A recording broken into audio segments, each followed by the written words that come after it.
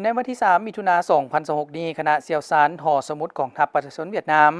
นำโดยสหายพันโทนางฟานจีฮาเซียนหัวหน้าแผนกบริการอ่านหอสมุดกองทัพประชาชนเวียดนามพร้อมคณะได้เข้าพบปะสหายพลจัตวาวงจันทร์พันจัตมานของหัวหน้ากรมใหญ่การเมืองกองทัพในโอกาสมาเคลื่อนไหวเฮ็ดเวียกอยู่หอสมุดกองทัพประชาชนลาวเพื่อปรึกษาหารือและวางแผนหัวมือในการยกระดับเวียกงานหอสมุดกองทัพประชาชนลาวให้มีความทันสมัยการเข้าพบปะในครั้งนี้ทั้งสองฝ่ายได้แลกเปลี่ยนความคิดเห็นอย่างกงไปกงมาโดยจะเน้นหนักใส่การจัดตั้งอบรมบำรุงเพื่อปรับปรุงเป็นระบบดิจิตอลที่ทันสมัยสหายพันโทนางฟานจีฮาเชียนได้เน้นหนักว่าจะถ่ายทอดความรู้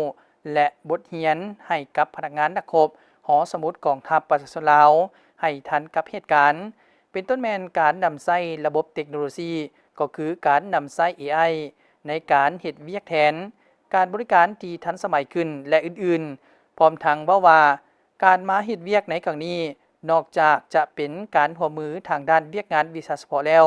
ยังเป็นการเสริมขยายสายพัวพันระหว่าง2ชาติ2กองทัพก็คือหอสมุดกองทัพประชาชนลาวและหอสมุดกองทัพประชาชนเวียดนามให้เข้าสู่หลวงเลิกและแน่นแฟ้นยิ่งขึ้น